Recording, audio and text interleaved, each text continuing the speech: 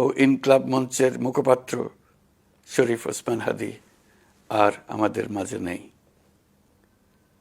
ইন্না লিল্লাহি ওয়া ইন্না ইলাইহি রাজিউন। কিছুক্ষণ আগে সিঙ্গাপুরের পররাষ্ট্রমন্ত্রী ভিভিয়ান বালাকৃষ্ণন আমাকে টেলিফোনে এই হৃদয় বিদারক সংবাদটি জানিয়েছেন। ফেসিবাদ ও আধিপত্যবাদ বিরোধী সংগ্রামের এই অমর সৈনিককে মহান রাব্বুল আলামিন শহীদ হিসেবে কবুল করুন, এই দোয়া করি। আমরা সবাই মিলে এই দোয়া করি। শরীফ ওসমান হাদীর এই অকাল মৃত্যুতে আমি গভীর শোক ও দুঃখ প্রকাশ করছি। তার প্রয়াণ দেশের রাজনৈতিক ও গণতান্ত্রিক পরিসরে এক অপূরণীয় ক্ষতি। আমি তার রুহের মাগফিরাত কামনা করছি এবং শোক সন্তপ্ত স্ত্রী, পরিবারের সদস্যবৃন্দ, স্বজন ও সহকর্মীদের প্রতি গভীর সমবেদনা জানাচ্ছি। শহীদ ওসমান হাদীর স্ত্রী ও একমাত্র সন্তানের দায়িত্ব সরকার গ্রহণ করবে।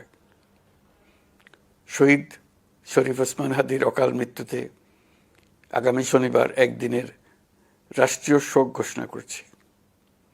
এই উপলক্ষে শনিবার দেশের সব সরকারি, আধা সরকারি, স্বায়ত্তশাসিত প্রতিষ্ঠান, শিক্ষা প্রতিষ্ঠান সহ সরকারি বেসরকারি ভবন এবং বিদেশে বাংলাদেশ মিশনগুলোতে জাতীয় পতাকা অর্ধনমিত থাকবে।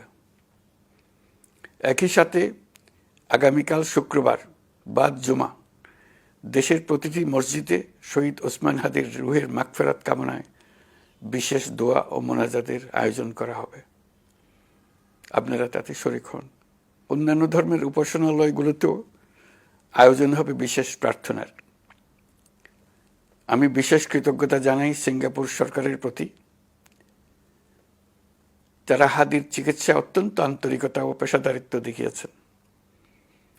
বিশেষ করে সিঙ্গাপুরের পররাষ্ট্রমন্ত্রী ভিভিয়ান বালাকৃষ্ণন, যিনি একই সঙ্গে একজন বিশিষ্ট চিকিৎসক, তার প্রতিও তিনি নিজে হাদীর পরিচর্যা করেছেন, আমাকে নিয়মিত চিকিৎসা সম্পর্কে খোঁজখবর দিয়েছেন। এই নৃশংস হত্যাকাণ্ডের সঙ্গে জড়িত সকল অপরাধীকে দ্রুত আইনের আওতায় আনা হবে এবং তাদের বিরুদ্ধে সর্বোচ্চ শাস্তি নিশ্চিত করা হবে। এ বিষয়ে কোনো ধরনের শৈথিল্য দেখানো হবে না।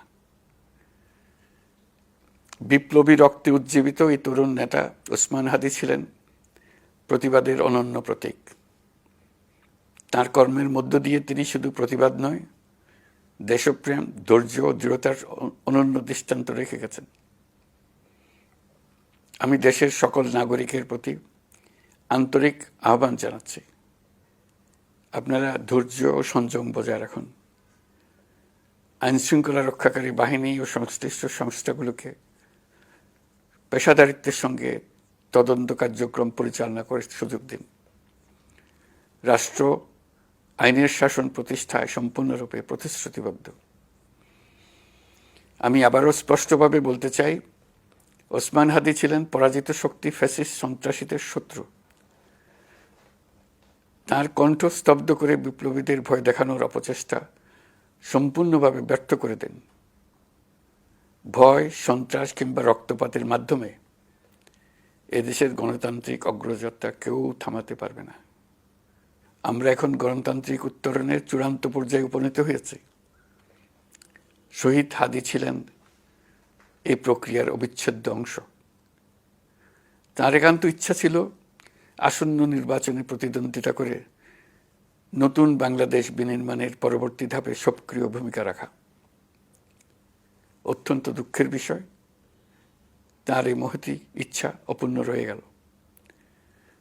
তার স্বপ্ন বাস্তবায়নের দায় আজ সমগ্র জাতির কাঁধে ন্যস্ত। আগামী দিনগুলোতে আমাদের সবাইকে ধৈর্য, সংযম, সাহস ও দূরদর্শিতার সঙ্গে এগিয়ে যেতে হবে, যাতে নির্বাচন ও গণতন্ত্রের শত্রু ফ্যাসিস্ট সন্ত্রাসী অপশক্তিকে চূড়ান্তভাবে পরাজিত করা যায়।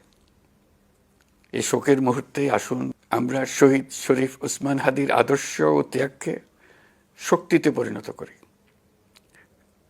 ধৈর্য ধারণ করি, অপপ্রচার ও গুজবে কান না দিই এবং যে কোনো হঠকারী সিদ্ধান্ত থেকে বিরত থাকে। যারা দেশকে অস্থিতিশীল করতে চান তাদের ফাঁদে পা না দিয়ে আসুন আমরা সবাই ঐক্যবদ্ধভাবে গণতন্ত্র, ন্যায় বিচার ও গণমানুষের অধিকার প্রতিষ্ঠার পথে অবিচল পদক্ষেপে এগিয়ে যাই। এটাই হবে শহীদ হাদির প্রতি আমাদের প্রকৃত শ্রদ্ধা। আল্লাহ হাফেজ।